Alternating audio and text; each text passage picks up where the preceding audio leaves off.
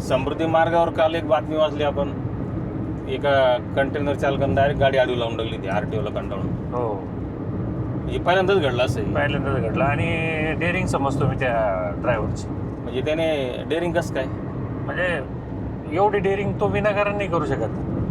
तेवढं मला समृद्धी चुकीचं नाही मार्गावर असं डायरेक्ट गाडी लावून. असं पण मला म्हणजे असं हो. एखादा हॉस्पिटलमध्ये जाण्यासाठी आला समृद्धीवर किंवा अर्जंट काम आहे, त्याची अवघडच परिस्थिती आहे ना. बरोबर आहे, पण काय होतं बरं का, रस्त्यावर लूटमार फार वाढलेली. बर, म्हणजे ट्रक चालकांना लूटमार कशी, हेच अवैध वसुली म्हणतो आपण. चलनच्या अच्छा, अच्छा, नावानं अच्छा. चलन न फाडतावा तुम्ही द्या 2,000 द्या 5,000, अशा वसुलीमुळं ट्रक चालक अक्षरशः वैतागलेले राहतात. अच्छा. आपण असं खूप असे व्हिडिओ बनवणारे आले बघा आता. ट्रक चालक सुद्धा व्हिडिओ बनवायला लागले. म्हणजे हिडन कॅमेरा लावून रस्त्यावर जे 200 बॉर्डर क्रॉस करायचे, या बॉर्डरचे फिक्स ठरलेले रेट आहे. कुठं 200 रुपये, कुठं 100 रुपये, फार 50-50 रुपये घेतात हो हे लोक. म्हणजे मला काय वाटतं, समजा तो काही पैसा त्यांच्या खिशातून जात नाही. आता ठरलेलं आहे, समजा आता महाराष्ट्रातून गुजरातला जायचं किंवा राजस्थानला जायचं तर रस्त्यानं किती बॉर्डर लागतात किंवा किती चेकपोस्ट लागतात. तिथं जर तुमची वसुली होत असली तर त्या 2-4 हजार रुपये जर तुमचे त्या वसुलीमध्ये जर विनाकारण जर त्या ट्रक चालकाला द्यावं लागत असेल, तो काही खिशातून येणार नाही. ते तुमच्या भाड्यामधूनच वसूल होणार आहे. भाडं कोणाचं असतं, आपल्यासारख्या सर्वसामान्यांचेच त्याच्यामध्ये माल राहतो. समजा ट्रान्सपोर्टमध्ये शेतकऱ्याचा माल ट्रान्सपोर्ट होतो, तर मग अशा वेळेस काय होतं, ते भाड्याची कॉस्ट वाढून जाते. समजा 4,000 रुपये जर तुमचे रस्त्यामध्ये जर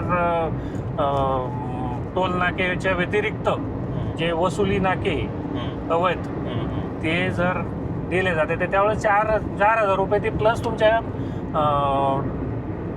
भाड्यामध्ये वाढणार आहे.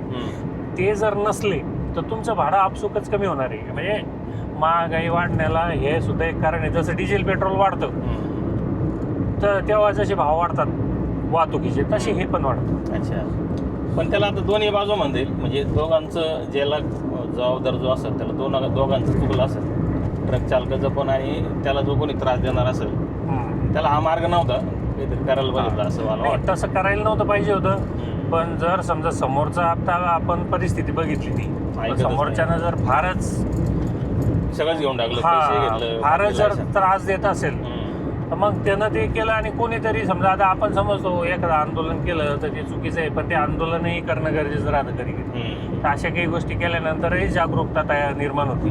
बरोबर. मागे एकदा असंच कोणत्या तरी पोलिसांनी इथं वायजापूर जवळपास कुठंतरी असंच प्रकरण झालं होतं मागे. त्यावेळेसही हाच प्रकार खूप गाजले ते, पण ते दबलं ते प्रकरण. काय होतं, आणि हे असं जर झालं तर थोडासा वचक तयार होतो. शासन प्रशासन किंवा आता त्या ज्या कोणी अधिकाऱ्याने किंवा कर्मचाऱ्याने त्याला अडवलं असेल त्याची आधी चौकशी तरी होईल. किंवा त्याच्याकडे जर सगळे डॉक्युमेंट असतील तर तू का केलं, कशासाठी केलं.